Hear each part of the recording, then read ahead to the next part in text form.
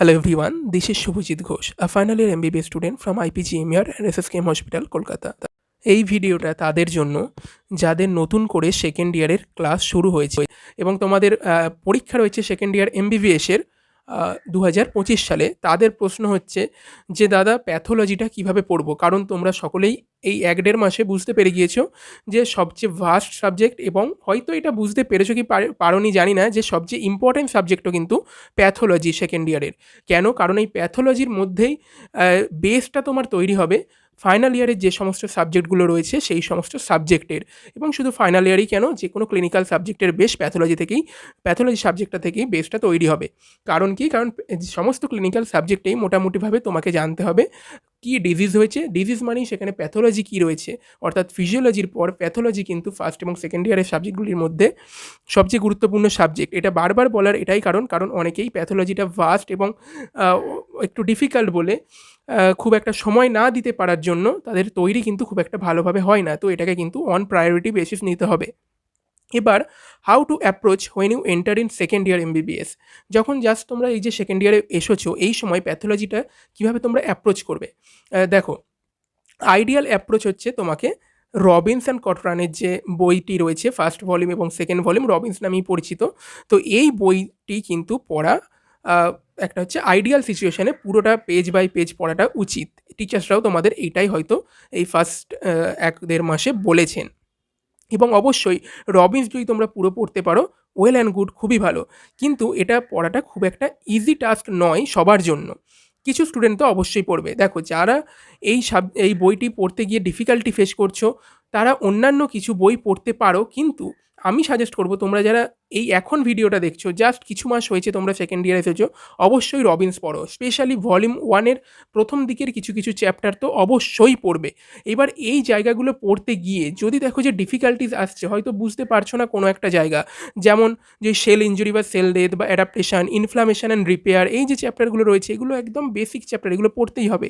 এইগুলো পড়তে গিয়ে যদি ডিফিকাল্টিস আসে, অবশ্যই অনলাইনে কিছু কিছু টিচার্স অ্যাভেলেবেল রয়েছে, তাদের হেল্প তোমরা নিতে পারো। যেমন এক্ষেত্রে আমি ফিজিক্সওয়ালা মেডের যে অ্যাপটি রয়েছে, সেখানে রজনীত স্যার যিনি রয়েছেন, তিনি কিন্তু খুব ভালো প্যাথোলজিটা পড়ান, এবং রবিন্সের প্রতিটা প্যারাগ্রাফ বা প্রতিটা চ্যাপ্টার উনি কিন্তু ধরে ধরে পড়ান, এবং উনি বারবার নিজেও এটা বলেন যে রবিন্সটাকে ইজি করার জন্য তিনি আছেন। অর্থাৎ তিনি কিন্তু রবিন্স যেভাবে এগিয়েছে, পরপর রবিন্স বইয়েতে যেভাবে দেওয়া রয়েছে এবং যেভাবে অ্যাপ্রোচ করা রয়েছে প্রতিটা প্যাথোলজিকে, সেইভাবেই উনিও অ্যাপ্রোচটা নেন। মানে ওনার লেকচার যদি তোমরা যদি একটু ফলো করতে পারো, তাহলে রবিন্স পড়াটা ইজি হয়ে যাবে। অবশ্যই তাদের জন্য বললাম যারা পড়তে গিয়ে ডিফিকাল্টিস ফেস করছে, এবং কিছু জায়গা হয়তো সকলেই ডিফিকাল্টিস ফেস করবে, সেই জায়গাটা জাস্ট মেডেটের যদি তোমরা সাবস্ক্রিপশান থাকে, যেটা এখন 4,999 টাকায় দিচ্ছে, অবশ্যই নিচে দেওয়া ডেসক্রিপশান বক্সে কোড SG200 ইউজ করলে আরও ডিসকাউন্ট পেয়ে যাবে। এখানে 3টে সাবজেক্টেরই লেকচার পাবে, টেস্ট পাবে এবং ডাউট ক্লিয়ারিং সেশনও পাবে, সব কিছুই পাবে। কিন্তু আমি যেহেতু এখানে রবিন্স নিয়ে কথা বলছি, প্যাথোলজি নিয়ে কথা বলছি, অবশ্যই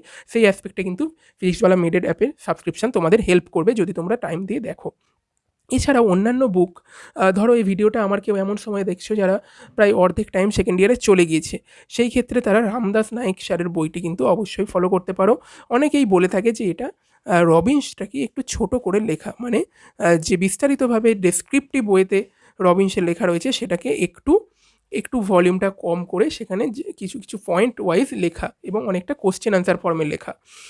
আর ইউনিভার্সিটি এক্সাম যদি খুব কাছে এসে গিয়ে থাকে, এমন সময় যদি তুমি দেখছো, বা হয়তো তুমি ইউনিভার্সিটি এক্সামটাকেও মাথায় রেখে প্রিপারেশনটা চালিয়ে যেতে চাও প্যাথোলজির জন্য, সেই ক্ষেত্রে কোয়েস্ট বইটি কিন্তু তুমি অবশ্যই নিয়ে রাখবে। এবং কোয়েস্টটা থাকলে হেল্প কীভাবে হবে, যে গত 10-12 বছরে কীরকম প্রশ্ন এসেছে সেই প্রশ্নগুলো তুমি দেখতে পারবে।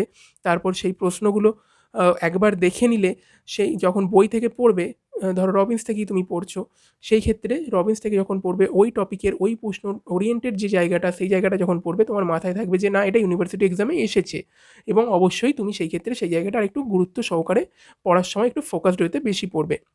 এবং 3-4টে চ্যাপ্টার তুমি শেষ করে নিলে, তারপর কোয়েস্ট থেকে সেই চ্যাপ্টার ওরিয়েন্টেড যে সমস্ত প্রশ্নগুলো এসেছে সেই প্রশ্নগুলো একবার তুমি কোয়েস্টে দেখে নিলে। কোয়েস্টটা নেওয়ার আরেকটা সুবিধা হচ্ছে, সেটা হচ্ছে কোয়েস্টটাতে তোমার অ্যান্সার কীভাবে লিখতে হয় সেই ফরম্যাটে সম্পূর্ণভাবে লেখা রয়েছে। সেই ক্ষেত্রে অবশ্যই আমি কোয়েস্ট বইটিকে সাজেস্ট করবো। এছাড়াও অন্যান্য বই রয়েছে, সেগুলোও তোমরা দেখতে পারো। তো যাই হোক, অবশ্যই তোমরা এইভাবে যারা এখন সেকেন্ড ইয়ারে নতুন উঠেছো, রবিন্সটাকে অবশ্যই গুরুত্ব সহকারে পড়ো এবং বিশেষ করে প্রথম ভলিউমটা, যেখানে ইনিশিয়াল কিছু চ্যাপ্টার্স নিওপ্লাসিয়া, ইনফেকশিয়াস ডিজিজ, এছাড়া ইনফ্লামেশন অ্যান্ড রিপেয়ার, যেগুলো আগে উল্লেখ করলাম, সেই জায়গাগুলো কিন্তু খুব গুরুত্ব সহকারে পড়বে, কারণ এগুলো হচ্ছে বেস। এই বেস যদি ক্লিয়ার হয়ে যায় তাহলে দেখবে ভবিষ্যতে মেডিসিন বলো, সার্জারি বলো, অবস গাইনি বলো, এই সাবজেক্টগুলি পড়তে অনেকটা হেল্প হবে। ঠিক আছে, তো চলো এই ভিডিওটা আপাতত এখানেই এন্ড করছি। আবার তোমরা অবশ্যই নিচে উল্লেখ করবে তোমরা কী সম্বন্ধে জানতে চাও, সেই রিলেটেড জিনিস আবার তোমাদের জন্য নিয়ে আসবো। তো চলো এখানেই এন্ড করলাম।